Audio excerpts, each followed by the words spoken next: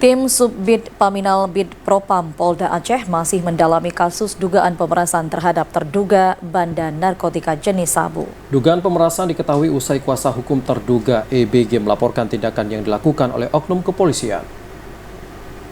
Bid Propam Polda Aceh melalui tim Subbid Paminal masih mendalami dugaan pemerasan terhadap terduga bandar narkotika jenis sabu. Tim melakukan pendalaman terhadap dugaan pemerasan yang dilaporkan oleh kuasa hukum EBG selaku terduga pelaku tindak pidana narkotika jenis sabu ke Mabes Polri. Dugaan pemerasan terhadap terduga EBG, seorang warga Langkat itu, terjadi pada tanggal 20 Agustus lalu di kawasan Jalan Medan, Banda Aceh, tepatnya di Desa Halaban, Kabupaten Langkat. EBG diduga dipaksa untuk memegang sabu-sabu dan timbangan lalu difoto oleh oknum polisi yang melibatkan sejumlah oknum kepolisian Polda Aceh. Dalam rilis singkatnya, Kabid Humas Polda Aceh Kombes Joko Krisdianto mengatakan, Bid Propam Polda Aceh telah memeriksa sejumlah personel Polda Aceh yang menjadi terlapor dalam dugaan pemerasan itu.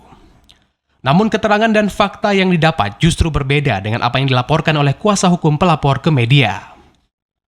Joko juga menyampaikan hingga saat ini keluarga dan kuasa hukum EBG selaku pelapor belum dapat dimintai keterangan terkait informasi yang beredar luas di media tersebut.